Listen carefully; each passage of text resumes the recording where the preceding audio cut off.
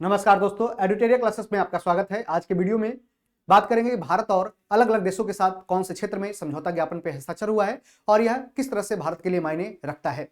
तो चलिए शुरुआत करते हैं। अभी हाल ही में दिसंबर के महीने में 2025 में भारत और लाइबेरिया के बीच में दवा की गुणवत्ता यानी कि जो मेडिसिन बनती है उसकी क्वालिटी स्टैंडर्ड पे इस तरह से सहयोग करने की बात की गई। और किसके साथ? तो भारत और ये लाइबेरिया के साथ इस तरह से समझौता ज्ञापन पे हस्ताक्षर हुआ है। यहाँ देख सकते हैं कि भारत है जो दुनिया की फार्मेसी कही जाती है और यदि मात्रा के हिसाब से देखें तो फार्मास्यूटिकल इंडस्ट्री में भारत दुनिया में तीसरा स्थान मात्रा के हिसाब से रखता है। वहीं जेनरिक दवाओं का सबसे बड़ा एक मार्केट है कौन? भारत है। और भारत में सबसे ज्यादा जो प्रोडक्शन किया जाता है मेडिसिन का कहाँ? हैदराबाद में किया जाता है, जिसमें जैसे आपने बहुत सारे कंपनी का नाम सुना होगा, जैसे सन फार्मा हो गया, सिप्ला हो गया, मैनकाइंड हो गया। तो सब प्रमुख ऐसी दवा की कंपनी है जो मुख्य रूप से एक बड़े अमाउंट में क्या करती है, तो दवा का प्रोडक्शन करती है और लगभग दुनिया में अलग अलग जगहों पे यह भेजती है। और लगभग भारत है जो 200 प्लस कंट्री को क्या करता है, तो दवाओं का एक्सपोर्ट भी करता है। तो इस तरह से भारत का एक वर्ल्ड मार्केट अच्छा खासा बना हुआ है फार्मास्यूटिकल इंडस्ट्री में। तो इस तरह से इसमें समझौता अभी हाल ही में किया गया है। आगे और भी बात करें तो भारत और वियतनाम के बीच में नवंबर 2025 में पारस्परिक पनडुब्बी खोज और बचाव सहायता पर समझौता ज्ञापन पे हस्ताक्षर अभी हाल ही में किया गया। तो किसके बीच? तो भारत और वियतनाम के बीच में किस तरह से वो सबमरीन्स की सहायता से देख सकते हैं कि पनडुब्बी खोज यानी कई बार सबमरीन से जो डूब जाते हैं या फिर कई बार रेस्क्यू ऑपरेशन भी कराए जाते हैं, तो उस कारण से बचाव सहायता या कह सकते हैं कि क्या, तो पनडुब्बी खोज और बचाव सहायता पर समझौता ज्ञापन पे भारत और वियतनाम के द्वारा इस तरह से हस्ताक्षर किया गया है। आगे बात करें, नवंबर के ही महीने में राजनयिक प्रशिक्षण संस्थानों के बीच में समझौता ज्ञापन पे हस्ताक्षर भारत और इक्वाडोर के बीच में किया गया। यानी कि जो भारत अब क्या करेगा, इक्वाडोर के साथ मिलकर क्या करेगा, इक्वाडोर के जो वहां के जो प्रशिक्षण संस्थान है उसको क्या ट्रेनिंग भी देगी और इसका है जो सबसे सहायता भी करेगी। तो इस कारण से अभी राजनयिक प्रशिक्षण संस्थानों के बीच में समझौता पे हस्ताक्षर भारत और इक्वाडोर के साथ किया गया है। भारत और इक्वाडोर की राजधानी पता है आपको, क्यूटो इसकी राजधानी है। वहीं नवंबर 2025 की बात कर ले तो सांस्कृतिक सहयोग पर एक द्विपक्षीय समझौता ज्ञापन पे हस्ताक्षर किया गया भारत और सऊदी अरब। यानी कि किस तरह से एक कल्चरल कोऑपरेशन यानी किस तरह से भारत की संस्कृति और सऊदी अरब की संस्कृति को दोनों को साथ मिलकर आगे बढ़ाया जाए, इसके लिए दोनों के देश के बीच में यह सहयोग स्थापित किया गया। और सऊदी अरब भी क्या करेगी, तो भारत की जो संस्कृति है उसको बढ़ाने में मदद करेगी और इस तरह से यहाँ भी फॉरेन डायरेक्ट इन्वेस्टमेंट के थ्रू यहाँ पे इन्वेस्ट करेगी और यहाँ की जो कल्चर है उसको दिखाने का प्रयास सऊदी अरब में करेगी। और इस तरह से लोगों को वहाँ पे जो इंडियंस है जो सऊदी अरब में रहते हैं उनको और साथ साथ अदर कंट्री के भी लोग आते हैं जिनको भी इस तरह से दिखाने का है जो क्या भारतीय कल्चर क्या है, भारतीय की संस्कृति क्या है, तो उसको दिखाने का इस तरह से प्रयास किया जाएगा। आगे बढ़ते हैं कि नवंबर 2025 में नवीकरणीय ऊर्जा, स्वास्थ्य सेवा और दवा क्षेत्र में सहयोग पर अभी हाल ही में समझौता भारत और भूटान के बीच में किया गया। तो नवंबर के महीने में रिन्यूएबल एनर्जी हो गया, चाहे वो हेल्थ सर्विस हो गया या फिर मेडिसिन एरियाज हो गया, उसमें सहयोग पे स्थापित अभी किया गया है किसके बीच, तो यह भारत और भूटान के बीच में यह समझौता किया गया। और जानते हैं कि भूटान से मुख्य रूप से भूटान पर्वतीय क्षेत्र पर स्थित है, जहां पे इस तरह से क्या कि इसके पास यह क्षमता है कि वहां पे हाइड्रो वाटर इलेक्ट्रिसिटी प्रोजेक्ट है जो जहां पे ज्यादा डेवलप करके वहां पे क्या तो इलेक्ट्रिसिटी डेवलप किया जा सके। इसके लिए भारत है जो भूटान के साथ कई सारे ऐसे प्रोजेक्ट पे काम भी करता रहा है। अक्टूबर 2025 की बात करें तो सशस्त्र सेनाओं के बीच में संचालनात्मक साझेदारी को मजबूत करने के लिए भारत और ऑस्ट्रेलिया के बीच में इस तरह से समझौता किया गया। यानी किस तरह से आर्म्ड फोर्सेस के बीच में को इंटरऑपरेबिलिटी को आगे और भी बेहतर रूप से काम किया जा सके, दोनों सेनाओं के बीच में क्या हो तो इसमें एक दूसरे के स्ट्रेटेजिक एक दूसरे के टैक्टिक को शेयर कर सके, इसके लिए इस तरह से काम किया गया है भारत और ऑस्ट्रेलिया के बीच में। और अभी हाल ही में अस्ट्रा हिंद जो भारत ऑस्ट्रेलिया और इंडिया के बीच में इस तरह से क्या अभ्यास होते हैं, तो इसका आयोजन अभी हाल ही में किया गया है पर्थ ऑस्ट्रेलिया में। अक्टूबर 2025 की बात करें, संयुक्त ऋण व्यवस्था पर सहयोग हेतु समझौता पर हस्ताक्षर किया गया है। तो भारत और जापान के बीच में इस तरह से क्या संयुक्त ऋण व्यवस्था यानी किस तरह से ज्वाइंट क्या लोन की फैसिलिटी उपलब्ध हो, भारत और जापान इसके लिए अभी हाल ही में साइन अप किया है, मेमोरेंडम ऑफ अंडरस्टैंडिंग पे शायद क्या समझौता पे हस्ताक्षर किया है। सितंबर की बात कर लें तो इसमें सितंबर महीने में पहली सीमा पार रेलवे संपर्क स्थापित करने के लिए अभी हाल ही में भारत और भूटान यानी किस तरह से पहली सीमा पार यानी कि भारत है जो क्या करने जा रहा है, तो पहली सीमा पार रेलवे संपर्क स्थापित करने के लिए भारत और भूटान के साथ यानी भारत अब भूटान के साथ भी रेलवे कनेक्टिविटी को मजबूत करने की दिशा में आगे एक कदम बढ़ाने जा रहा है। तो इस दिशा में भी है जो इसके साथ समझौता भी भूटान के साथ किया गया है। और अरुणाचल जैसे क्षेत्रों में भी इस तरह से क्या रेलवे की कनेक्टिविटी को विस्तार दिया जा रहा है, जिस कारण से नॉर्थ ईस्ट को है जो क्या तो रेलवे कनेक्टिविटी के माध्यम से जोड़ा जा रहा है, तो इस कारण से भी भूटान को भी आगे बढ़ा के जोड़ा जा सकता है। इसके लिए समझौता पे भी हाल ही में हस्ताक्षर किया गया है। सितंबर के महीने में ही उपग्रह ट्रैकिंग और संचार केंद्र स्थापित करने के लिए समझौता भारत और मॉरिशस के बीच में किया गया।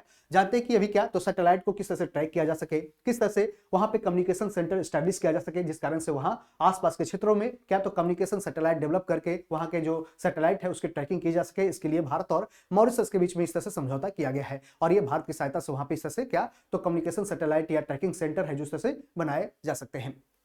सितंबर के महीने में बात करें तो रक्षा सहयोग यानी कि डिफेंस कोऑपरेशन पर समझौता पे हस्ताक्षर किया गया। किसके बीच तो भारत और मोरक्को के साथ इस तरह से समझौता ज्ञापन पे हस्ताक्षर किया और उसमें अभी आपने देखा कि मोरक्को वहां पे जाकर के क्या तो राजनाथ सिंह जो रक्षा मंत्री हैं उनको वो जाते हैं वहां पे मोरक्को में और इस तरह से वहां पे क्या तो रक्षा सहयोग पर समझौता ज्ञापन पे हस्ताक्षर भी करते हैं। तो भारत और मोरक्को के बीच में इस तरह से क्या तो डिफेंस कोऑपरेशन पे MOU का साइन अप किया गया है। सितंबर 2025 में ही निवेश को बढ़ावा देने की और निवेशकों को सुरक्षा प्रदान करने के लिए भारत और इजराइल के बीच में इस तरह से संबंध स्थापित किए गए और समझौता इस पे किए गए। तो किस तरह से इन्वेस्टर्स आए भारत में और इन्वेस्टर्स आकर के सही तरीके से यहाँ इन्वेस्ट करें और ज्यादा से ज्यादा इसमें प्रोडक्शन करें और ज्यादा से ज्यादा इंडिया को बेनिफिट हो रहे, इंडियन इकोनॉमी को आगे बढ़ाए, जिस कारण से भी भारत और इजराइल के बीच में यह समझौता ज्ञापन पे हस्ताक्षर किया गया है। और जो निवेशक आए उसको भी सभी तरह से सुरक्षा मिलनी चाहिए, तभी तो कोई इन्वेस्ट कर पाएगा। अगस्त की बात कर ले तो समुद्री सुरक्षा यानी कि मैरिन सिक्योरिटी और संरक्षा सहयोग बढ़ाने के लिए समझौता अभी भारत और संयुक्त अरब अमीरात यानी कि संयुक्त अरब अमीरात और भारत ने अभी हाल ही में कोऑपरेट किया है। किसके लिए तो किस तरह से मैरिन सिक्योरिटी हासिल हो सके यानी कि जो समुद्री विरासत हो या समुद्री सुरक्षा हो उसको किस तरह से भारत को कोऑपरेट करे, इसके लिए भारत और अभी हाल ही में संयुक्त अरब अमीरात के साथ साइन अप किया है, समझौता किया है। जुलाई 2025 में बात करें तो मत्स्य पालन और जलीय कृषि के क्षेत्रों में सहयोग को मजबूत करने के लिए अभी हाल ही में भारत और मालदीव के साथ अभी समझौता हुआ है। यानी किस तरह से मछली के पालन को आगे बढ़ाया जा सके और जलीय कृषि यानी किस तरह से एक्वाकल्चर यानी कि मछली के उत्पादन के साथ साथ इसमें कृषि भी किया जा सके, इसके लिए इस तरह से भारत और मालदीव के साथ इस तरह से समझौता अभी हाल ही में किया गया है और इसमें हो सकता है कि इसमें काफी अच्छा भी काम किया जा सके, क्योंकि मालदीव क्या है जानते हैं कि इसमें इंडियन ओशन के क्षेत्र में स्थित है जहां पे क्या मछली का उत्पादन भी अच्छी मात्रा में की जाती है। आगे कि जुलाई के महीने में व्यापार, स्वास्थ्य और डिजिटल भुगतान क्षेत्रों में सहयोग बढ़ाने के लिए अभी हाल ही में भारत और नामीबिया के साथ समझौता ज्ञापन पे हस्ताक्षर हुआ है। किसके बीच तो भारत और नामीबिया ने अभी हाल ही में व्यापार यानी ट्रेड के क्षेत्र में, हेल्थ हो या फिर डिजिटल ट्रांजैक्शन के क्षेत्र में सहयोग बढ़ाने के लिए से समझौता ज्ञापन पे हस्ताक्षर किया है। तो किसके साथ तो हम किस तरह से अब ट्रेड होगा या फिर डिजिटल ट्रांजैक्शन को आगे बढ़ावा दिया जा सके, इसके लिए भारत और नामीबिया के साथ इस तरह से क्या हुआ है तो अभी हाल ही में MOU पे साइन अप किया गया है। जून 2025 की बात कर ले तो पनडुब्बी सहयोग समझौता पे हस्ताक्षर अभी हाल ही में भारत और दक्षिण अफ्रीका के बीच में किया गया है। किस तरह से वो सबमरीन्स के कोऑपरेशन यानी किस तरह से सबमरीन्स को डेवलप किया जा सके, किस तरह से सबमरीन्स से एक दूसरे कंट्री को क्या भेजा जा सके, इसके लिए भारत और दक्षिण अफ्रीका ने अभी हाल ही में समझौता ज्ञापन पे हस्ताक्षर किया है। और जिस तरह से भारत का पनडुब्बी के क्षेत्र में और सबमरीन्स के क्षेत्र में जिस तरह से डेवलपमेंट किया जा रहा है उसको देखते हुए दक्षिण अफ्रीका इससे और भी कुछ खरीद भी सकता है। जून 2025 की बात करें तो भारत के पहले स्वदेश निर्मित ध्रुवीय अनुसंधान पोत के निर्माण हेतु समझौता पे अभी हाल ही में हस्ताक्षर किया गया। किसके बीच तो भारत और नॉर्वे, यानी भारत के पहले स्वदेश निर्मित कोई भी ध्रुवीय अनुसंधान पोत है इसका निर्माण करने के लिए भारत में ही ऐसा स्वदेशी रूप से निर्माण किया जाएगा। ऐसा क्या तो ध्रुवीय पोत यानी कि जानते हैं कि 2 पोल है, नॉर्थ पोल और साउथ पोल, और दोनों ठंडे इलाके हैं जहां पर इस तरह से भारत के द्वारा कई सारे ऐसे स्पेस स्टेशन बनाए गए, जैसे कि दक्षिणी हो गया या फिर दक्षिणी भारत हो गया या फिर ये गंगोत्री हो गया, तो सब सारे या उस तरह से बनाए गए हैं। उसी तरह से भारत के पहले स्वदेश रूप से निर्मित यानी ध्रुवीय अनुसंधान पोत यानी पोलर रिसर्च क्या शिप बनाया जाएगा और किसकी सहायता से भारत और नॉर्वे ने इसकी सहायता, भारत और नॉर्वे ने इस पे समझौता अभी हाल ही में किया है। तो भारत के पहले स्वदेश निर्मित, क्वेश्चन पूछ सकता है कि भारत के पहले स्वदेश निर्मित ध्रुवीय अनुसंधान पोत के निर्माण हेतु भारत ने कौन से देश के साथ समझौता ज्ञापन पे हस्ताक्षर किया है, तो ये नॉर्वे आंसर हो जाएगा।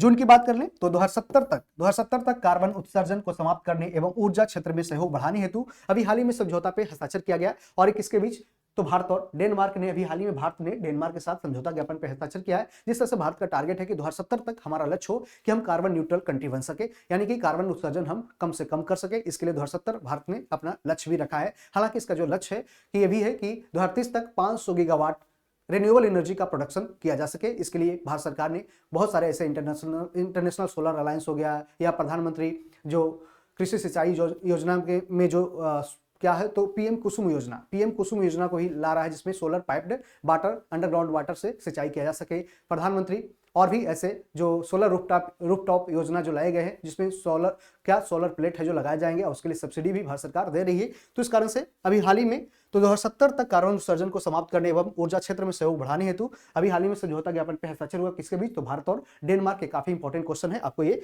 ध्यान रखते हुए चलना है। तो ये काफी इंपॉर्टेंट क्वेश्चन है, याद रखना है।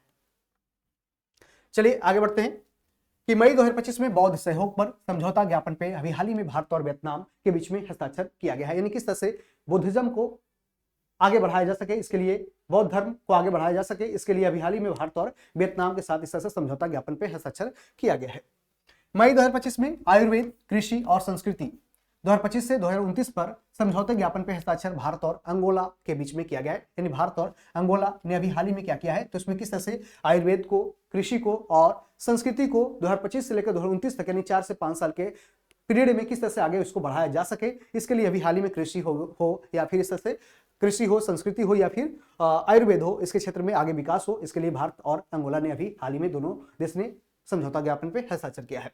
अप्रैल 2025 की बात कर ले तो 26 राफेल मरीन लड़ाकू विमान खरीदने हेतु 63,000 करोड़ के समझौते पे हस्ताक्षर भारत और फ्रांस ने किया है। तो जानते हैं कि भारत है जो फ्रांस से ही क्या करता है, तो राफेल जो विमान है वो कहां से खरीदता है, तो राफेल ये जो फ्रांस से खरीदता है। और अभी हाल ही में आपने देखा कि फ्रांस से इस तरह से खरीदा है।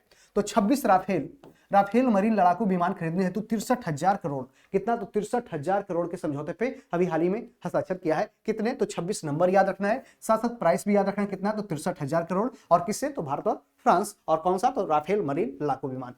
फरवरी में ही लिथियम अन्वेषण और खनन में सहयोग हेतु समझौता अभी भारत और अर्जेंटीना के बीच में किया गया। जानते हैं कि लिथियम का प्रोडक्शन अर्जेंटीना हो गया या उस तरह से बोलीविया हो गया, तो इस सब क्षेत्र में क्या होता है, तो ज्यादा से ज्यादा जो लिथियम ट्रायंगल के क्षेत्र में आता है, यहाँ पे क्या, तो लिथियम का प्रोडक्शन ज्यादा से ज्यादा देखने को मिलता है, जिस कारण से भारत है जो क्या अर्जेंटीना में लिथियम का प्रोडक्शन ज्यादा से ज्यादा अन्वेषण करने हेतु इस तरह से समझौता ज्ञापन पे हस्ताक्षर किया। तो काफी इंपॉर्टेंट क्वेश्चन आपके लिए हो जाएगा कि लिथियम अन्वेषण और खनन में सहयोग हेतु कौन से दो देशों ने समझौता के पे हस्ताक्षर किया है, तो भारत ने किसके साथ किया है, तो भारत ने अर्जेंटीना के साथ समझौता किया है। तो काफी इंपॉर्टेंट आपके लिए क्वेश्चन ये बन जाएगा। ठीक है, इसको याद रखते हुए चलना है कि भारत अर्जेंटीना के साथ मिलकर लिथियम की खोज करेगा और खनन करेगा कहां पे, अर्जेंटीना में। आगे है कि फरवरी में ही सामाजिक आर्थिक विकास के उद्देश्य से त्वरित प्रभाव परियोजनाओं को लागू करने हेतु समझौता अभी भारत और निकारागुआ के बीच में इस तरह से सोशल इकोनॉमिक डेवलपमेंट के उद्देश्य से इसको जो भी डेवलपमेंटल प्रोजेक्ट है उसको आगे बढ़ाया जा सके और आगे आने वाले समय में किस तरह से सोशल और इकोनॉमिक डेवलपमेंट को त्वरित रूप से इसको आगे विस्तार दिया जा सके, इसके लिए भारत और निकारागुआ के बीच में इस तरह से समझौता किया गया है। भारत और निकारागुआ के बीच में समझौता किया गया है। वहीं फरवरी में ही लॉजिस्टिक्स और इंफ्रास्ट्रक्चर सहयोग बढ़ाने के लिए समझौता अभी हाल ही में भारत और दक्षिण कोरिया ने किया है। तो भारत और साउथ कोरिया ने लॉजिस्टिक परफॉर्मेंस और इंफ्रास्ट्रक्चर डेवलपमेंट को आगे बढ़ाने के लिए, इसमें सहयोग करने के लिए एक दूसरे को, इसके लिए भारत और दक्षिण कोरिया ने अभी हाल ही में समझौता पे हस्ताक्षर किया है।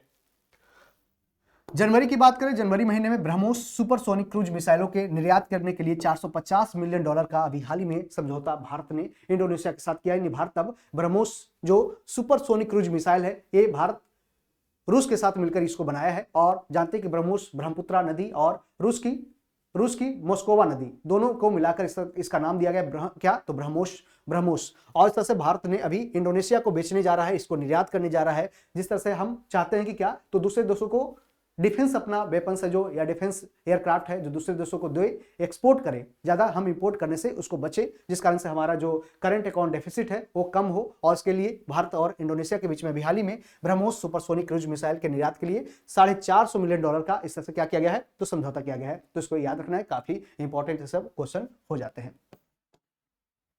तो कौन से देश के साथ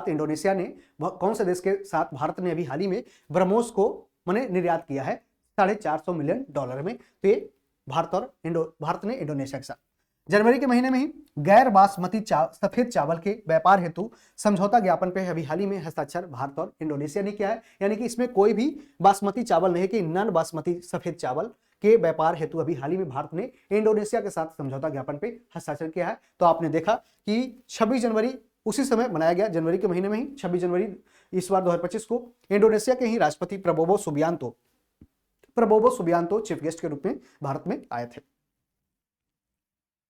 तो इस तरह से हमने जितने सारे अलग अलग देशों के साथ समझौता ज्ञापन पर हस्ताक्षर भारत ने किया है और यह जो क्षेत्र है किस तरह से आने वाले समय में किस तरह से भारत को फायदा पहुंचा सकता है और दूसरे कंट्री को भी भारत सहयोग कर सकता है। तो इस क्षेत्र में चाहे वो जलवायु बदलाव के क्षेत्र हो, चाहे क्लाइमेट चेंज हो या फिर कार्बन इमिशन को टारगेट करते हुए किया जा रहा है, या फिर जिस तरह से भारत के अर्बनाइजेशन या फिर रिन्यूएबल एनर्जी को आगे बढ़ाने के उद्देश्य से किया गया है, तो ये काफी फायदेमंद भारत को पहुंचा सकता है और भारत आने वाले समय में अपने जो कार्बन न्यूट्रल का जो टारगेट है उसको पहुंच सकता है 2070 तक, और साथ साथ विकसित भारत 2047 तक बनने का जो ख्वाब रखा है उसको भी पूरा कर सकता है। तो मिलते हैं अगले वीडियो में, तब तक बने रहें। धन्यवाद। All the best.